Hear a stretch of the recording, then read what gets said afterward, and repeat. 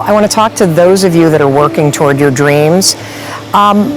Whatever it is that you're doing right now, it's leading to the thing that you dream of doing.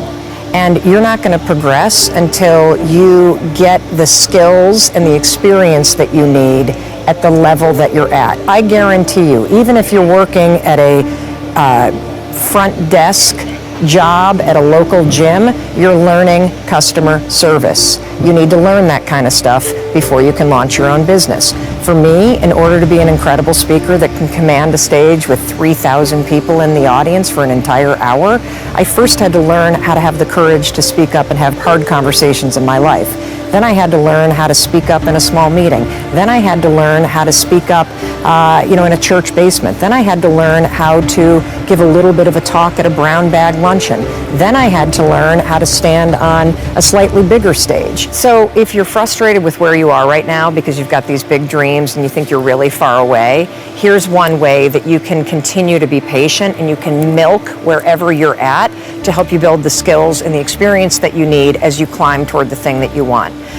Ask yourself, what is it that I am learning? What's the skill that I'm honing by sitting here at this front desk job or driving this Uber or Lyft vehicle? What am I learning that I'm going to take with me on my journey to do that next big thing? Because I guarantee you there's something in the minutia of what you're doing right now that you are developing an expertise and a skill around that you're going to need as you launch yourself towards the next thing.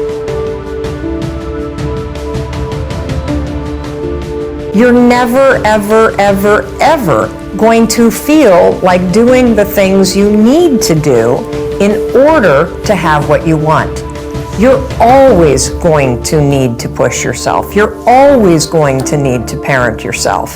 So what is the net advice on this? What is the bottom line? The bottom line is no one's coming.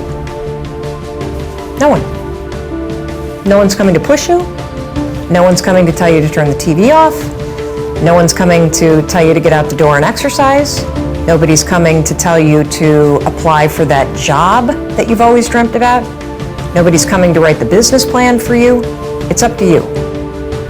And because you're only ever going to do the things that you feel like doing right now or that feel good right now, unless you understand that you've got to parent yourself, you got to push yourself, you're not going to make your dreams come true. You're just not.